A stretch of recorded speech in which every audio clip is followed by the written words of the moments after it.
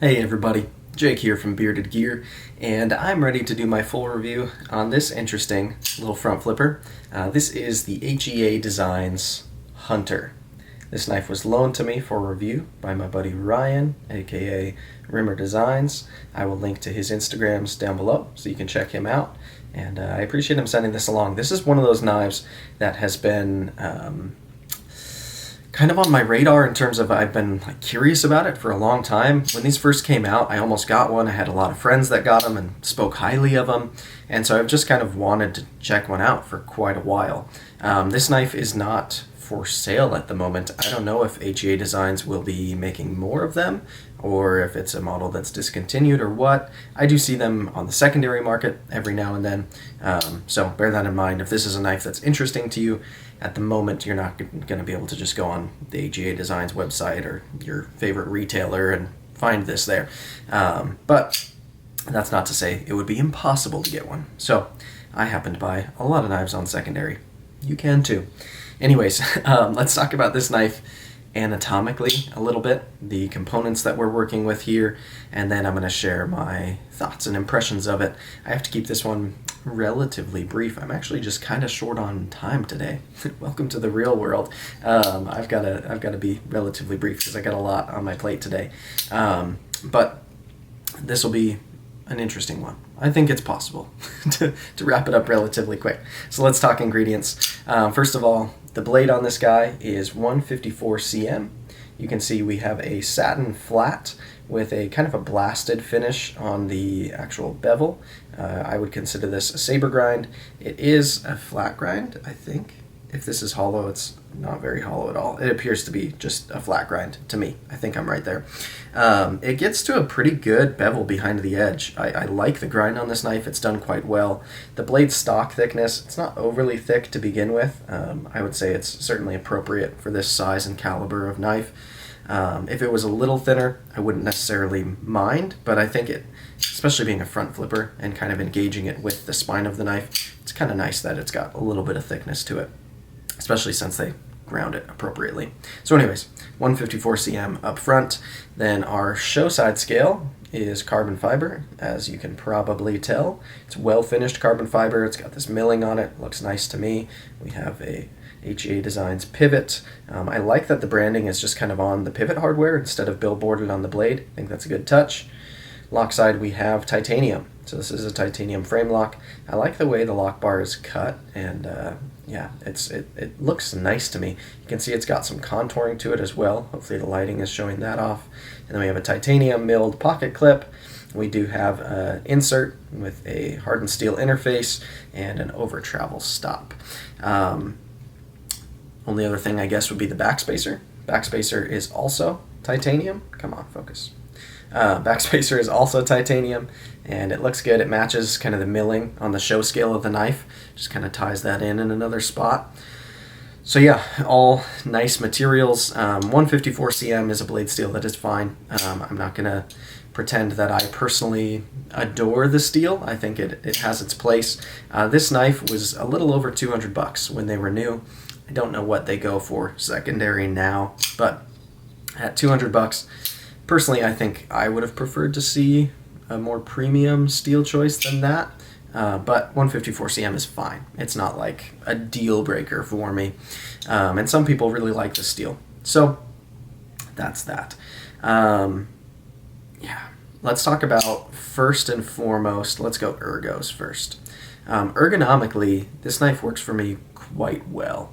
I was a little bit skeptical that I would like it in hand, largely because of the way the end of the handle terminates with this kind of curve here.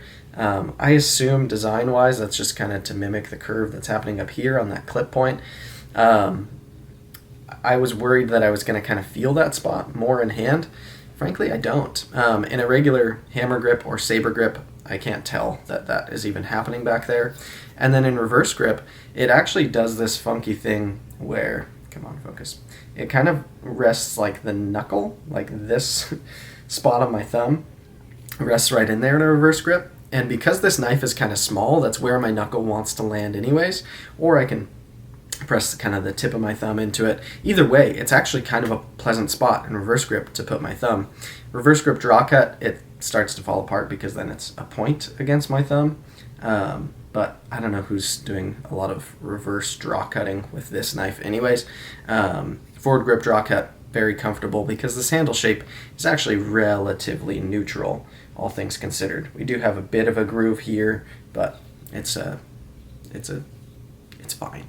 The one kind of complaint I do have about the groove is for my finger size, unless I choke my foremost finger, my pointer finger, up kind of onto this spot, which doesn't feel like my finger is supposed to go there.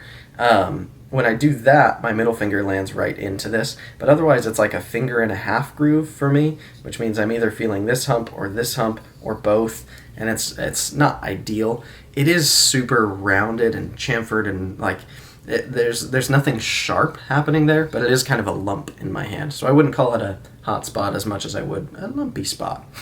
But yeah, that's for my hands particularly. I wish that was either smaller or bigger, this kind of groove here. Yeah, so ergos I would say are good, not the best I've ever experienced, but with the way these scales are contoured, the way everything is super well rounded and just finished very well, everything feels pretty smooth and pleasant in hand.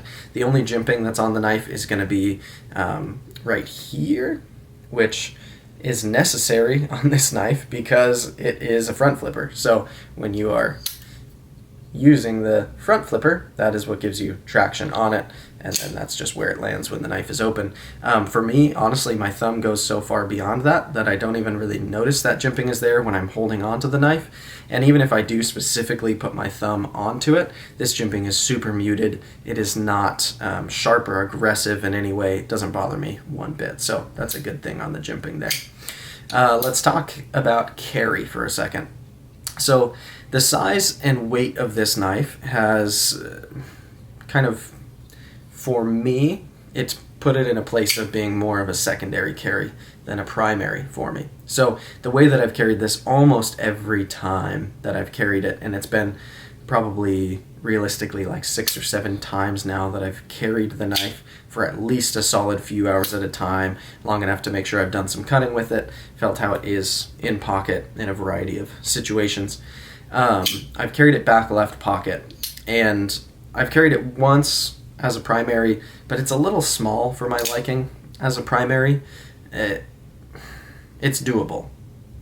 Certainly could work that way, but it's just more my preference to carry this as a secondary. Carrying it that way in my back left pocket, it's fine, but I have knives that carry way better as a secondary, and frankly I have knives that carry better as a primary as well. I'm a sucker for a good deep carry clip. I prefer them. I'm honest about that. This knife specifically, doesn't have a deep carry clip, and then just because of that hump, the spike back here, the shaping of this handle, you just get not only kind of a lot sticking out of your pocket, but it's like an eye-catching bit of the knife because it's got this funky like wave shape fin thing coming out of your pocket. For me, I would prefer it if this knife could settle into my pocket a little bit better. That said, it's fairly lightweight, not insanely lightweight, but carbon show scale, being this size, it's a totally reasonable weight and form to have in your pocket, so it doesn't feel uncomfortable or anything like that. I just wish that it would kind of settle into my pocket a little further. I feel like it just rides high, and part of that being how short the knife is this way. I feel like I'm used to, I don't know, feeling the knife like get a little deeper in my pocket. I keep catching myself feeling like it might be like falling out of my pocket because it's set up in an angle that I could probably get used to, but isn't my preference currently. In terms of how the clip actually functions though, the clip does fine. It's got good retention. It's not difficult to put in and out of pocket one-handed. I haven't actually had any issues with it falling out, even though because of its placement, sometimes I've felt like it might be. It rides securely in pocket, and I think the clip does also look fine. As milled titanium pocket clips go, this one's pretty handsome. It kind of fits the style of the knife, so there's that. For other people who don't have the same clip preferences that I do, I want to reiterate that this clip functions fine. It's not a weak point of the knife, other than it kind of goes against my preferences. So there's that. Let's talk about action, because this is a front flipper. Action is, in my opinion, very, very important on a front flipper. A front flipper, in my mind, doesn't serve a utility purpose beyond the more typical deployment methods. So a regular flipper off the back here, thumb studs, thumb hole, which this happens to have a hole and a front flipper. But those more standard methods are, I just don't see a reason to do a front flipper other than for fun. I don't think it has more utility than the other methods that I already outlined. So a front flipper should have a very good action if you're going to do a front flipper, in my mind. At least that's the way I see front flippers. If I'm going to buy a front flipper, it's because I plan to fidget with it. So it should be fun to fidget with. A good front flipper should have a detent, in my opinion, that is strong and stiff and dialed in such a way that I don't need to use my wrist to open the knife. I can just use my thumb and flick it back. There's no wrist flick to make that happen. This one has a detent that is excellent for a front flipper. It's on bearings, which function very, very well. This blade isn't super long and heavy, so it's not crazy drop shutty. Maybe if you really dialed this in, got just the right amount of lube in there, all that, you could get it a little more drop shutty than it is now.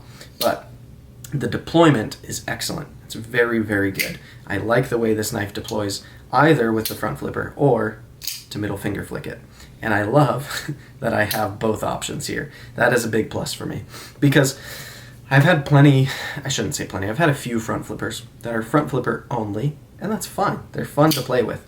But to me, the advantage of adding the additional method of deployment, it's a big deal to me, especially because my favorite opening method on knives in general is holes for deployment. Holes are greater than studs and flippers and front flippers, in my opinion. So if I can get a hole and a front flipper, it just makes for a very fun knife to play with. And this knife is very fun to play with. They have done well on the action of this knife. It really has come together to be above average, I would say. So we've talked ergos, we've talked carry, we've talked action. Now let's talk real quick about cutting, and then I'll kind of wrap this thing up. So the blade, as I mentioned, is ground very well. I like the thinness behind the edge. I like the edge that is on this knife. It has done very well in all of the cutting tests that I've done with it. I've put it through all of my kind of typical knife of this type paces. I have opened a bunch of packages with it. I've opened packaging with it, like literal toys for my daughter that have nooks and crannies and zip ties and rubber bands to cut and all kinds of crazy stuff that they put on Barbies these days. And so I've done a lot of that. I have processed some cardboard, not a ton. This is a loaner knife. I'm not trying to beat it up, but enough to feel how it does continuously passing through material, how that relates to the ergos and how it does in my hand and all of that. This knife has done very good for cutting. For its size and just kind of how wild this design is, it has impressed me with what an effective cutter it is. On top of that, I have made a point to do some actual kind of heavier duty zip ties. They happened to be on packaging of one of my daughter's toys, but some good thick zip ties. Made sure that I had an easy time kind of popping through those, and I did. It was very excellent. One of the things that I've found that I actually like most about this knife is that wild clip point. This tip gets relatively thin. So this is not a pry bar. Make no mistake, you shouldn't be jabbing this into hardwood and trying to pry it up. Use a pry bar for that kind of thing, in my opinion. I don't like knives that double as pry bars. I find I prefer knives with precise tips, because a precise tip for my type of EDC knife usage, not outdoor robust knife, but EDC knife usage, I find that the refined little tip that I can make precise cuts with and incisions into material, and if I'm opening a package that has important stuff in it that I don't want to just jab into and slice, I can use just the tip of this knife, just the tip, and I can get in there just a little, just enough, and it's very effective for precise tasks. And I find myself with a small, like secondary size EDC knife like this, precise cutting is something that I want out of it. I want that ability because I actually do it quite a bit with the knives I have in that category. So I like this tip. Not only does it look pretty wild with that ridiculously curved clip point, got the Bowie thing going on, but it actually functions quite well for me. So it is a pokey, stabby little guy up there, and I like that. Yeah, cutting was good, carry was good. Overall, this knife has been good. At the end of the day, I don't know if I'm in love with this knife. And I want to reiterate, I think everything about this knife, objectively speaking, is good. It's got a fun action. I would change the way it carries slightly in an ideal world, but it carries fine. It's fun to play with. It cuts well. It feels pretty good in my hand, but I don't have like this connection to this knife like I do with some, and that's an intangible thing. But everything this knife does, it does well. Maybe it's the design is a little too wild for me at the end of the day. Don't get me wrong, sometimes I like a nice out there design, but I don't know. It just doesn't have that like click with me like some knives do, and it's very subjective. But I guess my consensus on this knife is like, after I send this back to Ryan, I don't think it's a knife that I feel like I need to have, because it just doesn't speak to me. But I bet this design does speak to a lot of people. I bet for a lot of people when they see this, it does just click in terms of the aesthetics of it. And if you love the aesthetics of this knife, then I can stand behind the performance, the feeling, the more tangible qualities of this knife. So I would say absolutely, if you like the way this knife looks, it is a good knife. I don't know what they go for on the secondary, so it's hard for me to determine if they're worth what they're charging for them now. But maybe there will be another run of these in the future. I don't know. I think of all the models that HEA Designs has made, this is the one that to me is most intriguing. Some of his other designs I actually find myself even less into. And it's not that I dislike the way this knife looks. It doesn't resonate with me, which is fair to say, I think. Just being honest here. So yeah, overall, like the knife. It's very good. It's not going to make it onto like my top list of knives I've ever had, but it's a knife that absolutely, if someone was like, hey, I'm looking at that, is it good enough that I should buy it? Yeah, it's good. If you're interested in this knife, it does all the things that I can judge a knife by quite well. Not the greatest, not incredible, but very, very good. A solid offering. And it does make me more intrigued to try more of HEA designs, because like I said, coming into this, I had a couple of worries about like the ergos and how things were going to kind of flow on this knife with how out there the design is. And it's really kind of put my mind at ease on a lot of those things, because it actually does relate to my hand well, and it does function as a knife well on top of being a kind of out there design. So I'm less skeptical of how wild his knives look, because now I believe that they can actually be pretty good in hand as well. So maybe that's a good takeaway from this. I don't know. I never know where these are going to end up when I start filming, by the way. I'm just going. So there you have it. This has been an interesting one. Again, thank you to Ryan for loaning it to me. I appreciate him and what a good buddy he's become in the community. And if you don't follow him on Instagram, he'll be linked down below. Check him out. But yeah, thank you guys for watching this one. That'll be it on the HEA Designs Hunter. It's a good knife. I like it. Don't love it. Don't think it's the coolest thing that's ever happened. But you might take a look at this and feel like you need to have one. And if that's the case, by all means, I recommend it. It is a good knife. Thanks, guys.